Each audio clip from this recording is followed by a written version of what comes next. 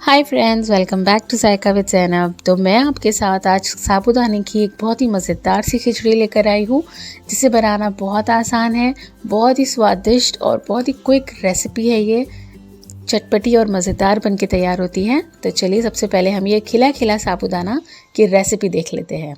तो इसे बनाने के लिए मेन इम्पॉर्टेंट स्टेप है इसे सोक करना, इसे कैसे भिगाना ताकि ये ओवर भीग ना जाए और ज़्यादा चिपचिपा ना हो जाए। उसके लिए मैंने 1 कप साबूदाना लिया है।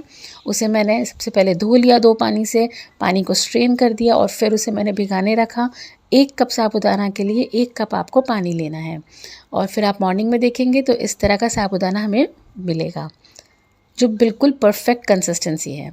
अब इसके अंदर मैं डाल रही हूँ 3 टेबलस्पून जितना कूटी हुई मूंगफली। इसे डालने से क्या होगा, जो साबूदाना का एक्स्ट्रा कोई मॉइस्चर होगा तो वो पूरा मूंगफली अब्जॉर्ब कर लेगा, तो और अच्छी तरह से खिला खिला हमारा साबूदाना बनेगा।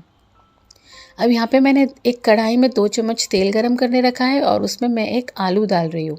ये बॉइल्ड नहीं है, कच्चा आलू है, तो हमें इसे फ्राई करना है।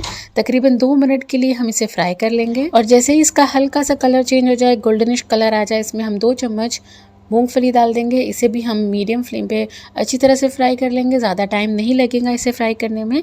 और फिर हम डाल देंगे हमारी एक प्याज, इसे मैंने बारीक चॉप कर लिया है।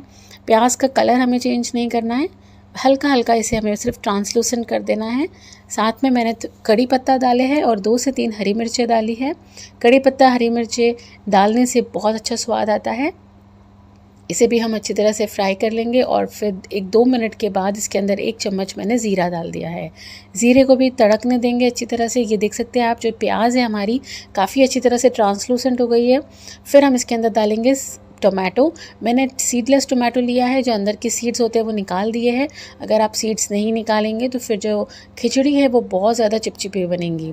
हल्का सा टमाटर को फ्राई कर लेंगे, गल जाए वो। फिर उसके अंदर हम आधी चम्मच लाल मिर्ची, आधा चम्मच हल्दी, 1/4 टीस्पून ब्लैक पेपर और आधा चम्मच नमक, बस इतने ही मसाले डालेंगे। आप चाहें तो यहाँ पे लाल मिर्ची को अवॉइड कर सकते हैं अगर आप ज़्यादा तीखा खाना नहीं पसंद करते हैं तो। और ये अच्छी तरह से सब मसाले एक दूसरे में मिल जाए, फिर हम इसमें हमारा जो साबूदाना भिगो के रखा था वो डाल देंगे। अब साबूदाना ज़्यादा हमें पकाना नहीं है, बस इतना ही हम इसे पकाएंगे जब तक कि जो साबूदाने का कलर है वो हल्का सा वाइट, हल्का सा ट्रांसलूसेंट ना हो जाए। थोड़ा सा मैं धनिया पत्ती डाल रही हूँ ताकि अच्छा सा एक फ्लेवर आ जाए उसके अंदर। तो यहाँ पे हम 1-2 मिनट तक हम साबूदाना को मिलाएंगे ताकि जो मसाले हैं अच्छी तरह से वो कोट हो जाए साबूदाना पे। अगर आप बहुत ज़्यादा मिला देंगे तो फिर वो बहुत ज़्यादा चिपचिपी बन जाएगा। हमें साबूदाना को ज़्यादा नहीं पकाना है, बस ये बिल्कुल रेडी है, इतना ही हमें इसे मिक्स करना था। ये ट्रांसलूसेंट हो गया है, कलर भी चेंज हो गया है।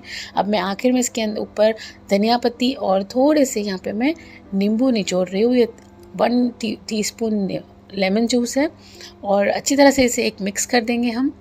ये हमारा साबूदाना जो है वो बिल्कुल तैयार है। ये देखिए, बहुत अच्छे इसके अंदर फ्लेवर्स आए हैं, कलर आया है। अगर आप इसे मेरे मेथड फॉलो करेंगे तो आप इसी तरह का साबूदाना बना के तैयार करेंगे। तो चलिए इसे हम डिश आउट कर लेते हैं।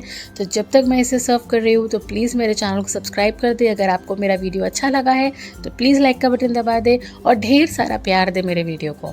तो ये देखिए, हमारा साबूदाना बनकर तैयार है। बहुत ही स्वादिष्ट है, बच्चों से लेके बड़ों तक हर इंसान को आप खिला सकते हैं। ये चीज़ स्नैक एक परफेक्ट बनके तैयार होगा। आप बच्चों को लंच बॉक्स में भी दे सकते हैं। तो इस रेसिपी को आप स्टेप बाय स्टेप फॉलो करें और आप भी इसी तरह का ज़बरदस्त और स्वादिष्ट साबूदाना घर पे आसानी से बना सकते हैं। तो चलिए मिलते हैं एक न्यू वीडियो में। Till then eat healthy and homemade food. Bye.